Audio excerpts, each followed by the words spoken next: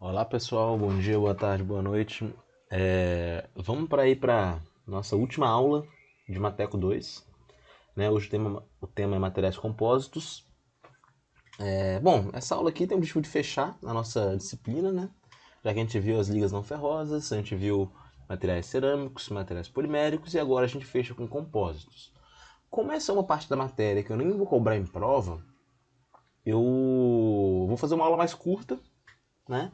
Algo mais, assim, mais fosse um apanhado geral desse capítulo aí, pegar os pontos principais, né? Eu não vou aprofundar muito, como aprofundei em cerâmicos e polímeros, e finalizar. Então, a ideia é finalizar, né? Quando não tem prova, você só resumo dessa matéria. Vou exigir um resumo melhor, mas é só resumo, então é basicamente para finalizar, né?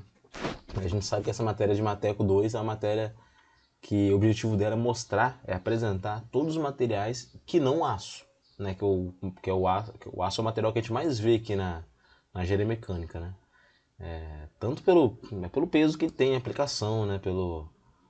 Tanto que o aço movimenta a economia, é comum que a gente veja mais o aço.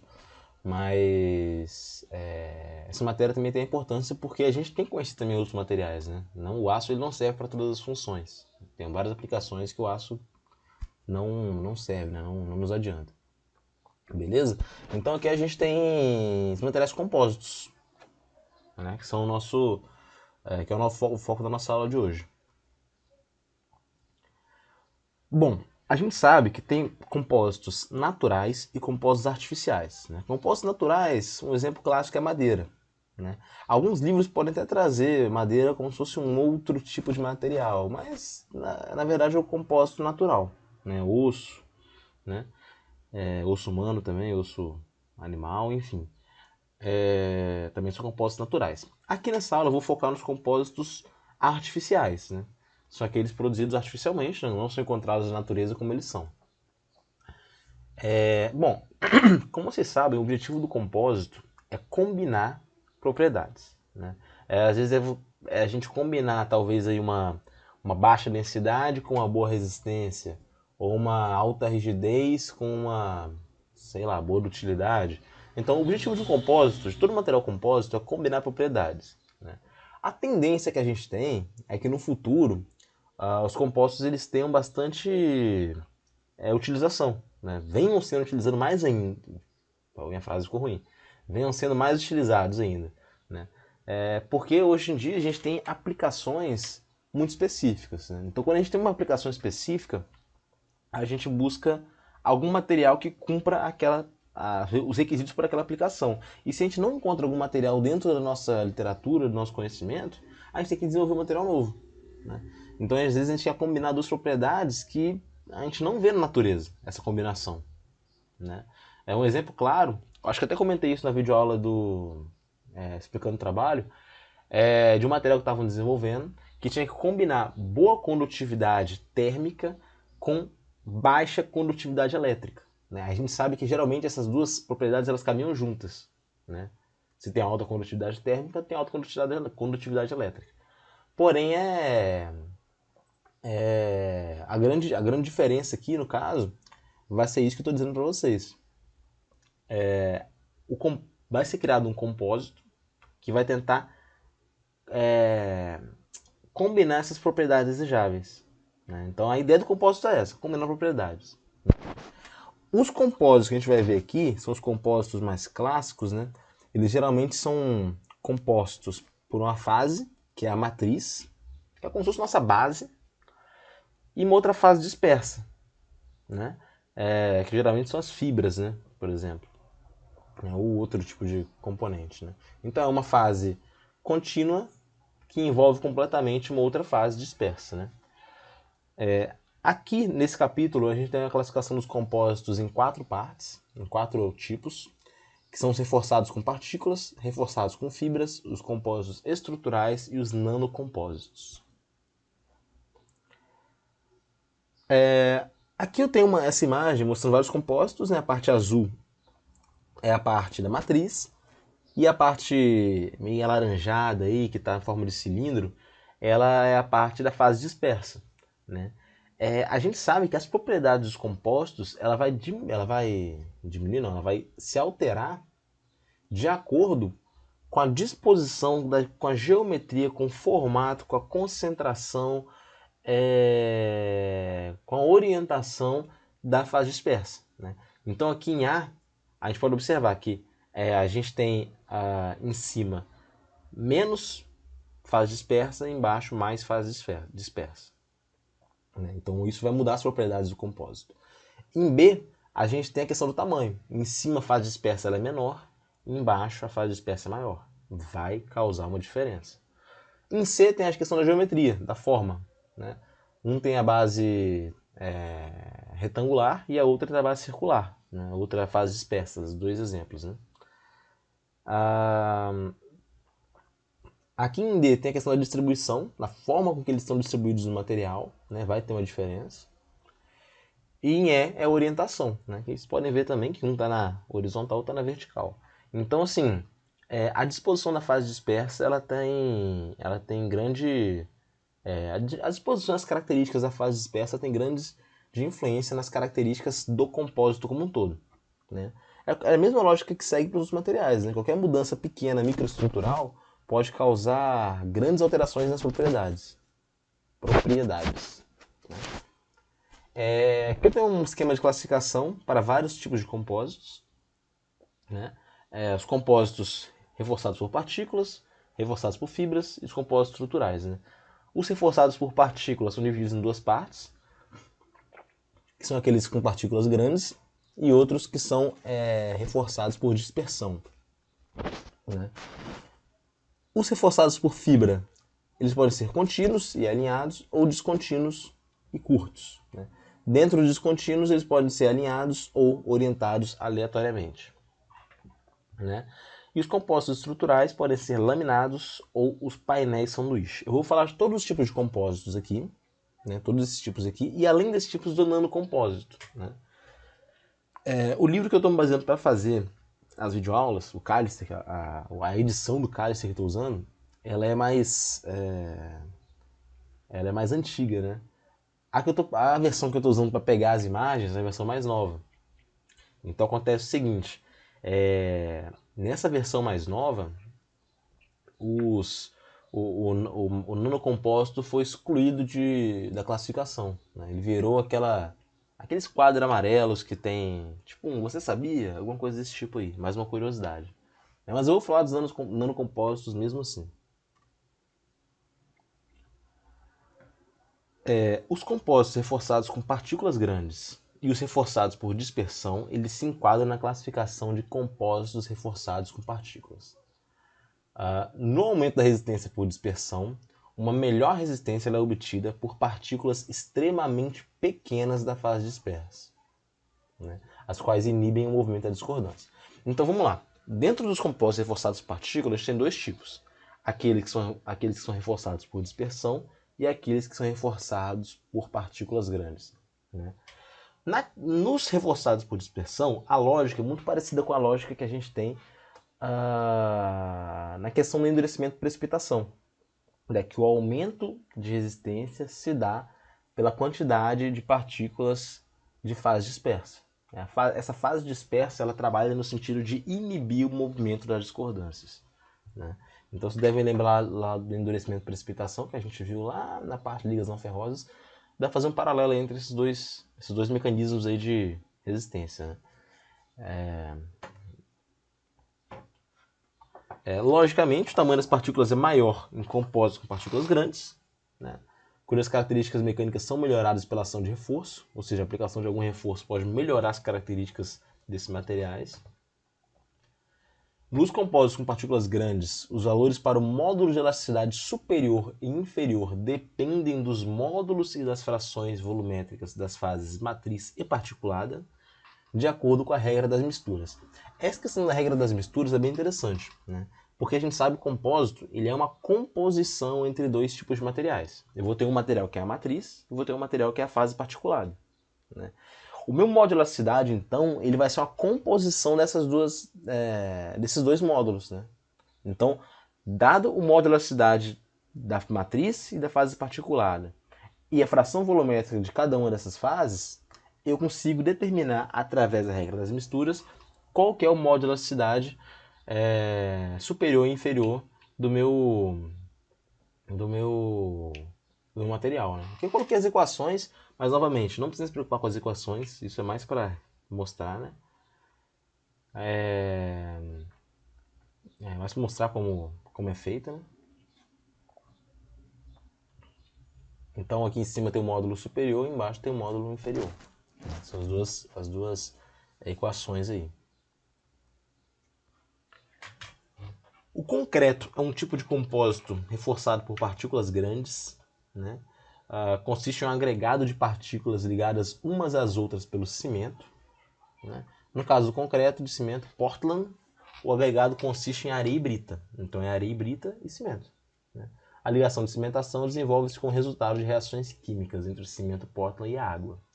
Né? Então, o concreto, que é o que a gente conhece, é claro que aqui na mecânica a gente não estuda muito concreto, porque a gente foca mais em estruturas metálicas, né? Metais no geral. Né? O concreto é algo muito mais visto na parte da engenharia civil. A resistência mecânica do concreto pode ser melhorada por métodos de reforço, por exemplo, inserção de barras de aço, arames, no próprio concreto fresco. Isso pode reforçar ainda a capacidade de resistência desse compósito de partículas grandes que é o concreto. Aqui eu tenho a fotomicrografia de um carbeto de tungstênio ligado com cobalto, né? As áreas, aqui na esquerda, né? As áreas mais claras é a matriz de cobalto, e a região mais escura são as partículas de tungstênio. Né? É um compósito reforçado por partículas. Né? Tungstênio não, de carbeto de tungstênio, perdão. Aqui na imagem à direita eu tenho aquelas micrografias eletrônicas mostrando o reforço esférico de carbono, que é o mais escuro, essas partículas mais escuras, em algum material sintético de borracha. Né? Ele não está deixando claro aqui qual que é. Né? Então está mostrando também outro tipo de compósito reforçado com partículas. Entre os vários tipos de compósitos, o potencial para a eficiência do reforço é maior para aqueles reforçados com fibras. Nos compósitos reforçados com fibras, uma carga aplicada é transmitida e distribuída entre as fibras pela matriz, que na maioria dos casos é pelo menos moderadamente dúctil. Então agora a gente está falando dos compósitos reforçados por fibras, né, que é a nossa segunda classificação, e eu posso dizer que é a mais importante. É mais importante porque tem a capacidade maior de reforço, né, aqueles que são mais difundidos, mais utilizados. No compósito reforçado por fibra, né, como eu já citei, a matriz ela tem a função de distribuir a carga nas fibras. Né? E a matriz ela tem que ter uma característica de ter uma certa ductilidade, né? Porque ela que suporta a maior parte do esforço, né? Da deformação. Um reforço significativo é possível apenas se a ligação entre a matriz e a fibra for forte. Então, para eu conseguir um bom reforço, eu tenho que ter uma boa ligação entre a matriz e a fibra. Em razão da descontinuidade do reforço nas extremidades das fibras, a sua eficiência depende do comprimento da fibra. Então, assim, dependendo do estado de cargas que está meu material compósito, né, eu posso ter uma situação parecida com essa que está na imagem embaixo, né, que tem uma tensão de tração puxando para a esquerda, de maneira a expor a fibra. Né. Esse é o padrão de deformação da matriz, que está a matriz que está em volta da fibra, né, aplicado por uma tensão, um carregamento de tração. Né. Nós podemos observar que nesse carregamento aqui de tração, a fibra ela acabou se expondo. Isso não é ideal para a gente. Né. A fibra ela tem que a carga ela tem que ser distribuída ao longo da fibra. Né. A fibra é como se fosse, fazendo um paralelo aqui talvez um pouco forçado, é o músculo e o osso. Eu não posso ter a carga diretamente no osso. Eu tenho que ter um músculo envolvendo ela. E dependendo do formato do esforço, eu posso criar situações parecidas com essa. A eficiência depende do comprimento da fibra. Então, em razão dessa descontinuidade, a eficiência ela depende do comprimento da fibra. De maneira que a gente tem o que a gente chama de comprimento crítico da fibra. Né? que vai depender do diâmetro e da resistência da fibra, além da força da ligação fibra-matriz, de acordo com essa equação que está mostrada aí, né? Que é o comprimento crítico é igual ao limite de resistência da tração vezes o diâmetro da fibra, dividido por 2 vezes a tensão de escoamento em cisalhamento da matriz. Essa tensão de escoamento ela pode ser relacionada diretamente à resistência da ligação fibra-matriz, né? Então a gente tem esse comprimento crítico associado, comprimento crítico da fibra. O que acontece? Tem 3 possibilidades. Eu posso ter uma fibra com tamanho igual ao comprimento crítico. Quando eu tenho essa situação, o carregamento máximo ele vai estar colocado apenas na metade da fibra, né? Aí vai ser no ponto médio da fibra que vai estar sofrendo o máximo carregamento, né? É uma situação que não é ruim, mas ela não é o ideal, né? O ideal é mostrado aqui na imagem B, que é o comprimento crítico, o comprimento da fibra ser maior que o comprimento crítico, né? Quando é maior, eu vou ter uma grande área a qual está suportando a carga máxima. Então a carga máxima está melhor distribuída, né? Eu não tenho um pico de tensão em um ponto só. Isso está mais distribuído, está melhor distribuído, né? E a função da fibra é exatamente essa, é suportar esse tipo de carga, né? E tem a situação que é a pior de todas, que é quando o comprimento ele é menor que o comprimento crítico da fibra, de maneira que a fibra ela acaba não suportando a tensão máxima, né? O carregamento máximo, né? De maneira que a matriz ela fica responsável por isso. E não é para isso que a gente projeta o compósito. O compósito reforçado por fibra, a fibra tem a função de suportar esse tipo de carregamento. Beleza? Então esses 3 gráficos aí mostram isso. O comprimento das fibras contínuas excede em muito o valor crítico. Então eu tenho algum tipo de fibra que são as fibras contínuas, que são aquelas que têm valores muito maiores que o comprimento crítico. Já estou embolando as palavras aqui, né? Fazendo essas aulas de final do período, estou meio maluco, né?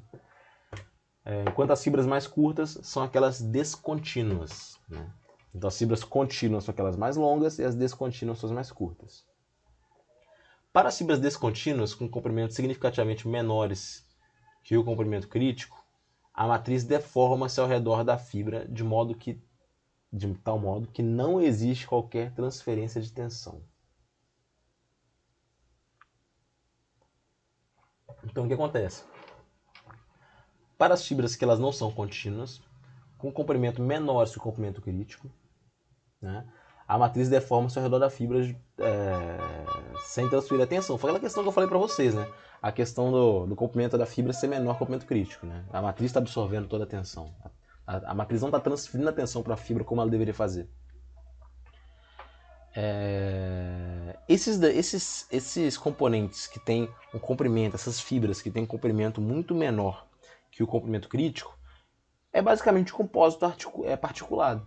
O compósito particulado ele funciona mais ou menos assim, né? Dá para fazer uma analogia aí, né? Que o comprimento dele é muito menor do que o comprimento de uma fibra, né? Com base no comprimento e na orientação das fibras, é possível haver 3 tipos diferentes de compósitos reforçados por fibras. Então tem 3 tipos diferentes de compósitos reforçados por fibras, né? Eu tenho as fibras contínuas e alinhadas, né? As propriedades mecânicas são altamente anisotrópicas. Toda vez que vocês verem algum tipo de material que tem algum certo tipo de alinhamento, sei lá, os grãos estão orientados no mesmo sentido, né? Às vezes no processo de laminação eu tenho grãos orientados no mesmo sentido. A questão do polímero, que as ligações estão todas na mesma direção. Aqui nesse caso, as fibras estão contínuas e alinhadas. Toda vez que isso acontece, eu vou estar induzindo uma anisotropia no meu material, né? A anisotropia é essa direção preferencial, né? É questão de eu ter uma direção preferencial, né? E nessa direção as propriedades vão ser muito diferentes do que nas outras direções, né? Essa anisotropia é isso, né? Essa distinção dos valores das propriedades. Na direção do alinhamento, o reforço e a resistência são máximos, né? Na direção do alinhamento, perpendicular ao alinhamento, eles são mínimos. Então esse tipo de fibra ele vai ter uma resistência muito alta, porém só naquela direção, né? Na direção do alinhamento. Fibras descontínuas e alinhadas, vamos lá. São fibras que são mais curtas, mas estão alinhadas mesmo assim. É possível resistência e rigidez significativas na direção longitudinal apenas. Fibras descontínuas e com orientação aleatória, né?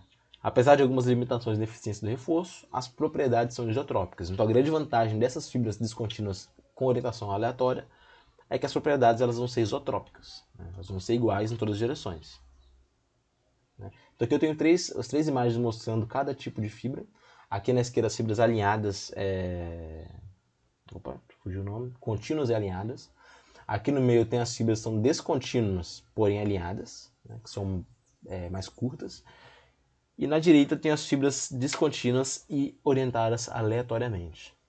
Beleza? Aqui tem a direção longitudinal, transversal.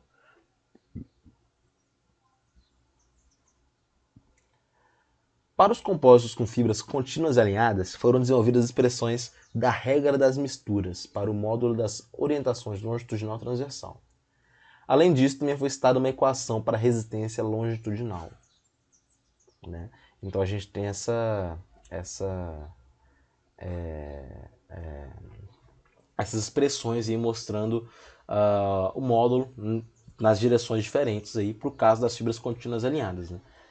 Aqui eu também coloquei ali embaixo, vocês podem ver. Primeiro deixa eu explicar aqui, pode ficar um pouco confuso, né? Aqui na esquerda eu tenho mostrando as equações na direção longitudinal para fibras contínuas alinhadas. Aqui na direita eu tenho mostrando na direção transversal das fibras contínuas alinhadas. E aqui embaixo, vocês podem ver que a tensão, coloquei até menorzinho, porque é onde que coube, né? A resistência longitudinal do material, né? Tem como ser calculado também. Beleza? Mas aqui é só para mostrar. Como eu falei, essas equações aqui, eu acho que já estou aprofundando demais aqui na matéria para mostrar essas equações. Aqui tem um esquema mostrando o que seria curva tensão de formação da matriz e da fibra, né? Mostrando, deixa eu ver aqui, mostrando o formato da curva para os dois materiais. A gente pode ver que a matriz ela é muito mais dúctil que a fibra ela é mais frágil, porém ela é muito mais resistente, né? Mais rígida também. E bem, o compósito como um todo, ele vai ter uma característica que ela é intermediária entre a fibra e a matriz, né? Então, a ideia que essa regra das misturas me traz é que o composto ele vai ser um ponto médio ali entre a matriz e a fibra, né? Então a ideia foi mostrar isso. Aqui no gráfico da direita, né, na curva tensor de formação da direita, em verde, eu tenho a curva do compósito, como que ela seria. Beleza? Então é isso aí. Isso eu coloquei só para mostrar, né? A explicação no cálice está muito completa sobre isso, né? Para os compósitos com fibras descontínuas e alinhadas, foram apresentadas equações para a resistência do compósito em duas situações diferentes. Eu tenho a situação onde o comprimento ele é menor que o comprimento crítico e tem a situação onde o comprimento é maior que o comprimento crítico. A equação de cima para a resistência é com comprimento maior que o crítico e embaixo para o comprimento menor que o crítico, né? Embaixo eu tenho a equação do módulo de elasticidade para a situação de fibras descontínuas e orientadas aleatoriamente, né? Então essas são equações aí que a gente pode utilizar para determinar esses valores, né? Aqui eu tenho as propriedades de policarbonatos, né, com reforço e sem reforço, com reforço de fibras orientadas aleatoriamente, né? Fibras de vidro orientadas aleatoriamente, como está escrito aí na legenda, né? Deu até uma embolada aqui agora. Então aqui na primeira coluna tem as propriedades que eu estou avaliando, que é gravidade específica, a resistência à tração, o modo de elasticidade, o alongamento e a resistência ao impacto, né? Então eu tenho os gráficos mostrando para cada propriedade, os dados. Na segunda tabela eu tenho os dados para o policarbonato puro, sem reforço, né, que é um polímero. E aqui eu tenho para 20, 30 e 40% de reforço, né? Então a gente pode observar que com o aumento de reforço, algumas propriedades melhoram. Eu tenho melhora em algumas propriedades. Porém, se a gente comparar os materiais reforçados com aquele que não foi reforçado, como o policarbonato puro, a gente pode ver que tem algumas propriedades que são bastante reduzidas também. Por exemplo, o modo de elasticidade... Não, perdão, modo de elasticidade foi um exemplo ruim. O alongamento, que é dutilidade. Materiais poliméricos são muito dúcteis. Eles têm um alongamento muito grande, né? Então, esse alongamento ele é reduzido bastante. Esse alongamento, na verdade, está relacionado à deformação, tá, gente? Não é questão do alongamento para dutilidade. Por isso que eu troquei aqui. É a quantidade de deformação que esse material pode ter. Policarbonato é um polímero, pode deformar muito. Você pode observar que com fibra, reforçado fibra de vidro, ele não deforma tanto assim. Né? A energia de impacto, que aí sim está relacionada à dutilidade, né? Você observa que ela diminui bastante quando adiciona fibra. Né? Então, se eu quero um compósito que tem que ser resistente ao impacto, não adianta colocar fibra. É melhor usar só o polímero lá e não usar compósito. Né? O modo de elasticidade aumenta, como é esperado, a rigidez aumenta, né? Já que estou colocando fibras de vidro. A tensão de tração vai aumentar bastante. Você pode observar que a tensão de tração do policarbonato, a resistência à tração, na verdade, não estou falando de tensão de tração, a resistência à tração, tá? É o LRT, geralmente. O LRT está por volta de 60 e à medida que eu vou aumentando a fibra, aumentando a porcentagem de fibra, eu posso chegar até quase 160, né? Um aumento de mais de 100%. E é basicamente isso. Aqui tem a eficiência do reforço, de uma fibra reforçada, um compósito reforçado, né? Em várias orientações. Né? Aqui eu tenho mostrando aqui, primeiramente, na primeira coluna, todas as fibras paralelas, depois fibras aleatoriamente uniformemente distribuídas dentro de um plano específico, fibras aleatoriamente uniformemente distribuídas dentro de 3 dimensões no espaço. Então, assim, você pode observar que a eficiência do reforço ela vai se reduzindo, né? À medida que eu aumento o grau de aleatoriedade dessas fibras aí. Né? Então, o ideal, assim, seria colocar todas as fibras numa direção só. Porém, é importante lembrar que ela só vai ser resistente naquela direção. Beleza? Se eu vou ter uma situação de carga onde eu tenho esforços em mais de uma direção, vale mais a pena eu abrir mão da eficiência desse reforço para eu conseguir ter um reforço em todas as direções. Porque as fibras, quando elas estão paralelas, todas na mesma direção, eu consigo um reforço muito bom naquela direção. Na direção perpendicular, meu reforço vai ser horrível. Vai ser um material de pouquíssima resistência. Agora falando um pouco sobre os materiais que compõem o compósito. Né? A fase fibra, né? Com base no diâmetro e no tipo de material, os reforços fibrosos são classificados da seguinte maneira. Eu tenho os whiskers, né? Que são monocristais extremamente resistentes. Né? Os monocristais eles já são resistentes, né? Por si só, com diâmetros muito pequenos. Né? Lembrando que o monocristal é um material perfeito, que não tem defeitos. Né? Fibras, que normalmente são polímeros ou cerâmicas que podem ser amorfos ou policristalinos, obviamente. Tem arames, que são metais e ligas com diâmetros relativamente grandes. Então, assim, eu posso ter todos os tipos de materiais usados como fibras. Né? Aqui eu tenho essa tabela mostrando vários materiais que podem ser usados como fibra. Né? Separando do whiskers, das fibras e dos arames. Né? A gente observa que os whiskers têm modo de elasticidade muito maior que os outros. Tem um LRT bem maior também. As características são melhores porque é um monocristal, né? Enfim, as características são melhores para os whiskers, né? Mas as fibras também têm a sua utilidade, né? Consequentemente, gente, o whisker, como um material bom, é um tipo de fibra muito boa, tem características muito boas, eles também são bem caros, né? Monocristais, no geral, são caros, né? Aqui eu tenho outras fibras, né, de cerâmicos e de polímeros, né? Óxido de alumínio, aramida, carbono, enfim, tem alguns aí. E embaixo tem o aço de alta resistência, molibdênio e tungstênio como exemplos de arames metálicos, né, que podem ser usados. Agora a fase matriz, né? Embora todos os três tipos básicos de materiais sejam empregados para matrizes, é mais comum usar polímeros e metais, né? Lembrando que a matriz é importante que ela tenha certa ductilidade. É por isso que a gente não utiliza cerâmicos como matriz, geralmente. Né? E a matriz ela tem três funções principais. A primeira, que é unir as fibras e transmitir às fibras uma carga externa aplicada. Né? Então ela tem que unir as fibras e transmitir até as fibras, né? Transmitir para as fibras a carga externa que é aplicada. Tem a função de proteger as fibras individuais contra danos superficiais. Né? Eu não posso expor a fibra, né? Tem a função de proteção. Né? E a função de prevenir a propagação de trincas de fibra para fibra. Né? Se for ocorrer uma trinca, é melhor que ocorra em apenas uma fibra do que isso se espalhar para todas as fibras. Né?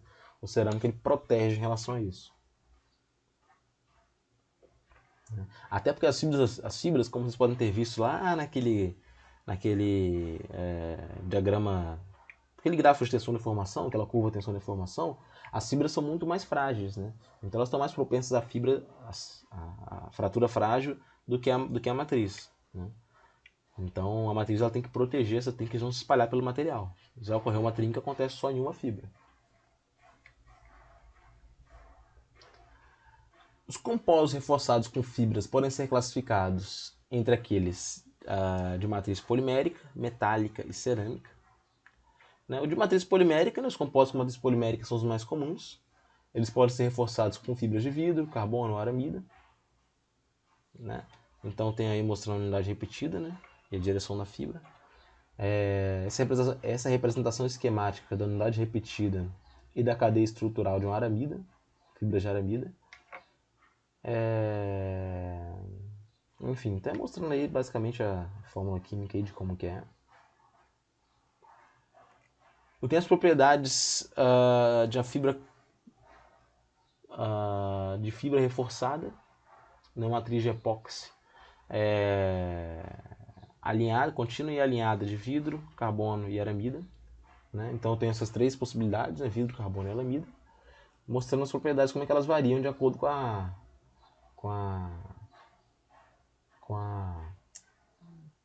fibra, né? Obviamente. Né? Mostrando tanto longitudinal e transversal. Né? Vocês podem observar muito claramente que o módulo em tração, né, em gigapascal, ele é muito menor na direção transversal do que na direção longitudinal. Né? Da mesma maneira que o LRT, resistência em tração, né, que é muito maior na direção longitudinal. Né? A tensão de deformação, aí, a última, né, que é mais referente aí à ruptura, ela também vai ser bem menor aí na ação transversal. Então, assim, fibras contínuas e alinhadas, eu tenho essa distinção bem grande. Eu tenho os compósitos com a matriz metálica. Tá escrito MMC aqui, né? Isso aqui é Metal Matrix Composites. Compósito de matriz metálica. Obviamente, as temperaturas de operação para esses compostos vão ser maiores do que para compósitos com matriz polimérica. Isso é óbvio. Esses compósitos também utilizam uma variedade de tipos de fibras e whiskers. Então, também utilizam fibras e whiskers nesses compósitos. Né? Aqui embaixo tem mostrando as propriedades de vários tipos de MMCs reforçados com fibras contínuas alinhadas. Né? Então tem a fibra de carbono na matriz de alumínio, fibra de boro na matriz de alumínio e assim por diante. Né? Fala a densidade, fala a tensão em interação longitudinal, enfim, tem alguns dados irrelevantes de propriedades mecânicas, né? Mostrando como que pode ser alta aí, né? Então, a matriz de alumínio com a fibra de boro tem propriedades muito boas. Né? Enfim, nós tem várias possibilidades aí também dentro de compósitos com matriz metálica. Para os compósitos com matriz cerâmica, o objetivo do projeto é uma maior tenacidade à fratura. Então aqui nesse caso eu quero maior tenacidade à fratura. Né? Isso é obtido por interações entre as trincas que estão se propagando e as partículas de fase dispersa. Né? Uma das técnicas para melhorar a tenacidade da fratura é o aumento da tenacidade por transformação. Isso eu mostrei aqui estou mostrando aqui nessa imagem, que acontece basicamente o seguinte: quando a trinca vai se formando, eu vou ter um campo de tensão ao redor da trinca. Né? Aqui eu tenho um exemplo de um... acho que, se não me engano, é esse ZrO2, algum óxido de zircônio, algum tipo de... Enfim, vou chamar de óxido de zircônio, mas não sei se é o nome exato, tá? São as partículas tetragonais que estão em vermelho aí. Quando eu tenho a trinca, essa trinca está envolvida por um campo de tensões, obviamente. Né? Então, à medida que a trinca vai crescendo e vai se aproximando das partículas de zircônio ali, né, essas partículas, devido ao campo de tensão associado à trinca, elas vão sofrer uma alteração microestrutural. Elas vão se transformar de partículas tetragonais em partículas monoclínicas de zircônio. Né? E as partículas monoclínicas, elas conferem uma mudança na propriedade local desse material, de maneira que a trinca ela para de crescer ali.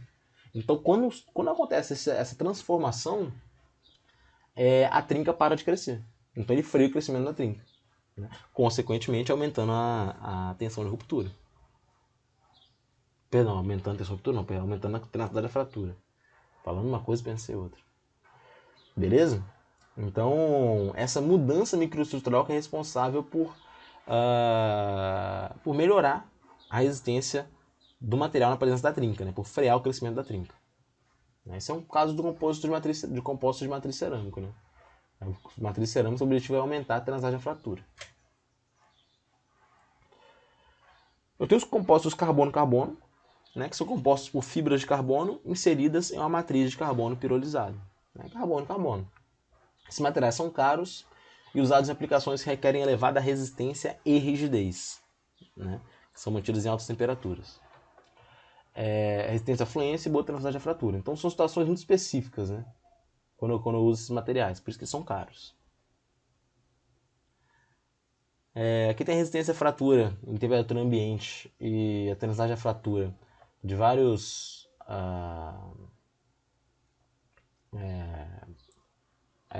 compostos aí de alumina com whisker de SiC, né, de carbonato de silício. Então tem mostrado aqui no gráfico também a tenacidade à fratura e a resistência à fratura, né, mostrando aí a utilidade desses materiais. Aqui no caso do whiskers, né? Isso aqui não é nem um bom exemplo para carbono-carbono, na verdade. Né? Eu tenho os compostos híbridos, né? Eu tenho compostos...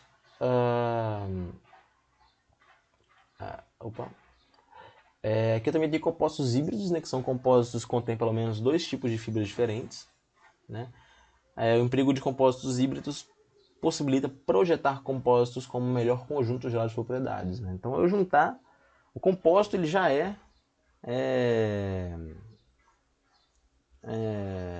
uma junção de materiais diferentes, né? Então, aqui nesse caso, colocando 2 tipos de fibras diferentes ainda. Então, um material bastante misturado aí. Né? Isso acontece mais quando eu quero uma situação específica, uma combinação muito específica de propriedades. Processamento de CRF. CRF aqui não é Clube de Regatas do Flamengo. É compostos reforçados por fibras. Né? Eu vou falar um pouco sobre como eles são processados. Né? Existem algumas técnicas de processamento de compostos, né, que proporcionam distribuição uniforme e alto grau de alinhamento das fibras. Uma delas é a pultrusão, né, que a gente consegue formar componentes com comprimento contínuo e seção transversal constante. Nessa técnica, à medida que mechas de fibras impregnadas com resina são puxadas através de um molde, eu vou formando esses componentes com essas características. Né? Eu ia até descrever em texto como é que é a pultrusão, mas é melhor mostrar. Né? Aqui na esquerda, na margem de cima, eu tenho vários carretéis. Né? Eles vão puxando as fibras. Né? Eu vou mergulhar essas fibras ali no que a gente chama de tanque de impregnação de resina. Né? De maneira que a fibra ela vai adentrar no material ali. Né? A partir do momento que ele adentra no material, vai passar por um processo de cura e depois por uma laminaçãozinha e acabou. Né? Processo de pultrusão. Aqui embaixo eu botei outra imagem para facilitar visualizar esse processo. Né? Eu tenho a manta lá em cima, que é da matriz, eu tenho os fios aqui embaixo. Né? Esses fios eles são empurrados ali para dentro, eu tenho um reservatório de resina, é ali que esse material é combinado. Né? E então eu tenho uma manta em cima e embaixo, né? Vocês podem observar. Né? Aqui não ficou muito muito fácil de visualizar, mas tem uma manta em cima e embaixo. As fibras vão entrando bem no meio, vai ter esse reservatório de resina, que vai ajudar nessa adesão aí. O material vai passar pelo processo, vai passar por um molde aquecido até ter o formato desejado, né? No formato de cima seria uma chapa simples, né? Aqui tem um formato um pouco mais diferente. Beleza? Então essa é a pultrusão. Né? Os compostos empregados em muitas aplicações estruturais são preparados comumente usando a operação de empilhamento manual ou automática. Né? Empilhamento é empilhar.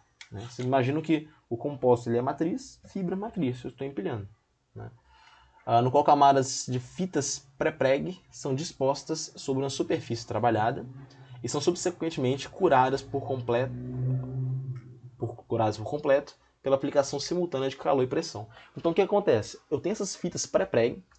Pré-preg são fibras contínuas de reforço pré-impregnadas. Essas fitas pré-preg. Elas são pré-impregnadas já, de resina. Né? Que ela já está curada parcialmente. Né? Então tem essas fitas pré-preg. Essas fitas são dispostas por uma superfície, né? Relacionada com a matriz. Aí depois, esse processo de cura ele é finalizado pela aplicação simultânea de calor e de pressão. Né? Como está mostrado aqui nessa imagem. Né? Aqui em vermelho tem os carretéis. Né? Eu tenho as duas fitas aqui embaixo e o material vai entrando aqui no meio. Né? É um tipo de empilhamento. Né? Vai haver um trabalho de pressão e calor para aumentar essa adesão. E é basicamente isso. Beleza? Não tem muito mistério aí, é como se faz outro método de produção aí dos compostos reforçados com fibras. Algumas estruturas ocas podem ser fabricadas com a utilização de procedimentos automatizados de enrolamento filamentar, nos quais fios ou mechas revestidos com resina ou fitas de pré-preg, né? Fitas, né? Não são firas.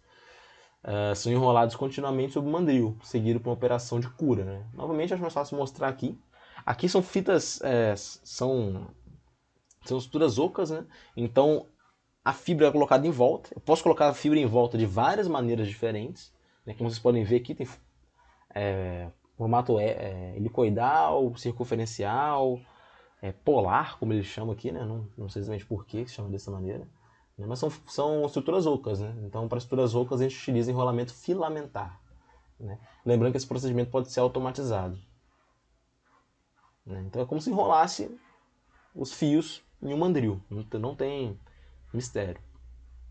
Né? Finalizando, então, os compostos reforçados por fibras, a gente tem mais dois compósitos. Os compostos estruturais e os nanocompósitos.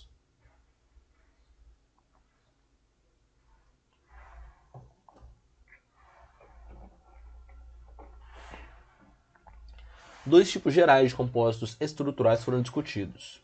Os compostos laminados e os painéis sanduíche. Como é que são esses aqui?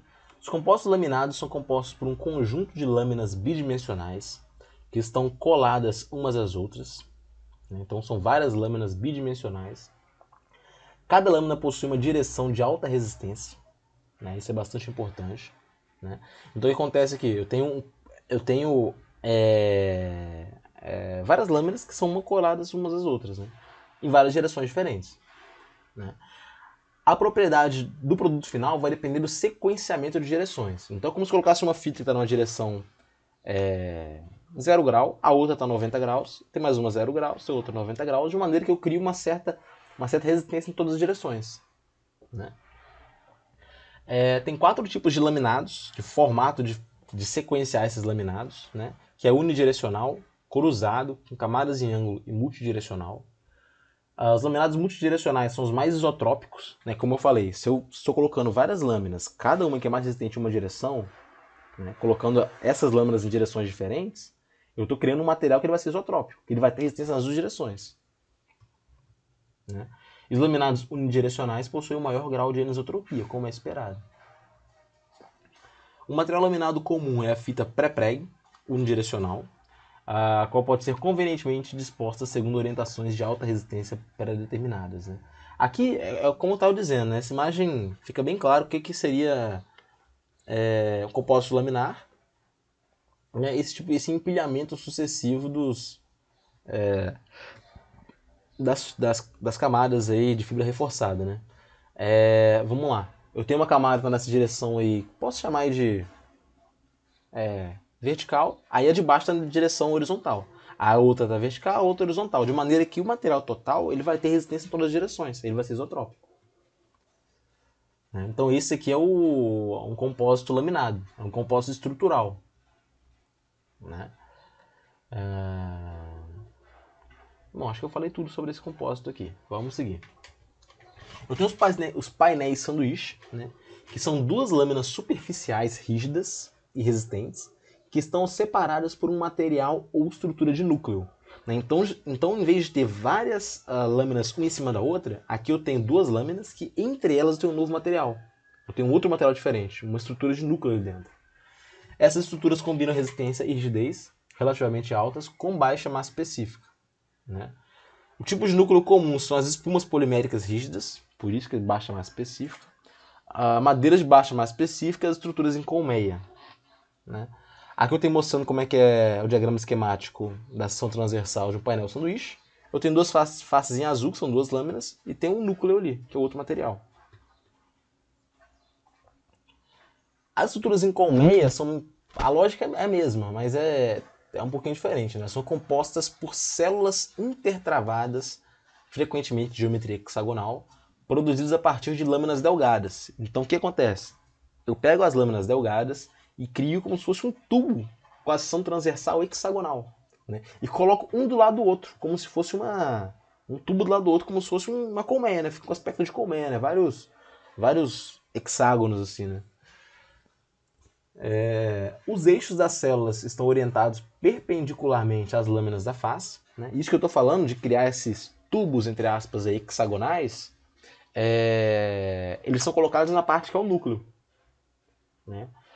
A maior parte da construção do Boeing 787 Dreamliner utiliza compostos de baixa massa específica, né? Ou seja, estruturas desse tipo, e laminados de resina epóxi com fibras contínuas de carbono. A estrutura em colmeia é isso aqui. Eu tenho duas faces lá em cima, tem uma face em cima e uma embaixo, e no meio, você pode observar que tem vários tubos de seção transversal hexagonal. Um encaixa no outro ali, eu cubro em cima com embaixo com adesivo, coloco as duas lâminas em cima e embaixo e eu tenho um material fabricado, um painel sanduíche. Né? Como que é mostrado. Né? Isso aqui vocês podem pensar que é muito mirabolante, mas vocês podem observar nas referências aqui que isso já é algo antigo. Né? Essa imagem aqui é de 87, de um livro de 87, que é a referência que o Callister usou para fazer isso.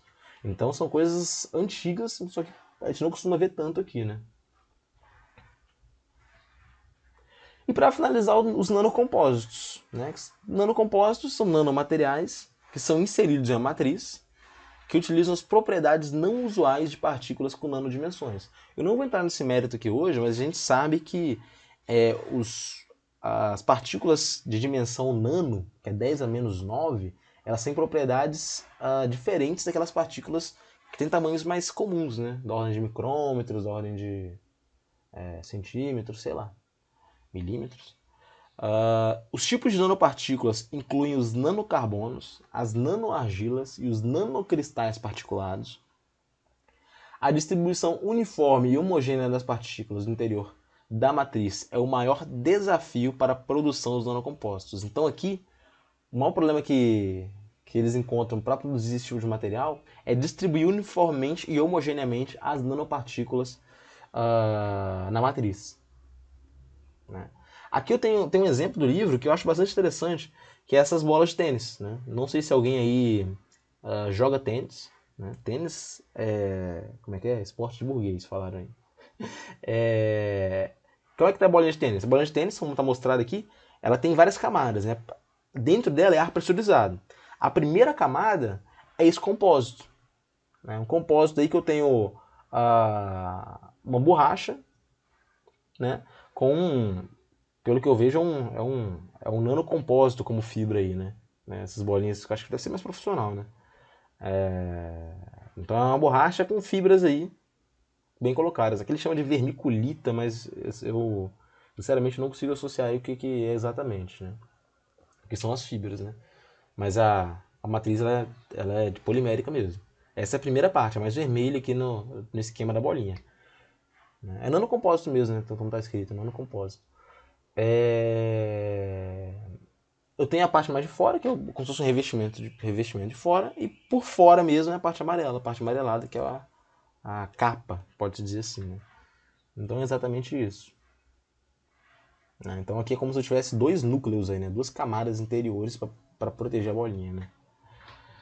Double Core Tennis Balls. Eu, particularmente, como eu não sou muito fã de tênis, né, e não jogo, não conheço bem, eu não conheço, né, sobre esse tipo de bola, né.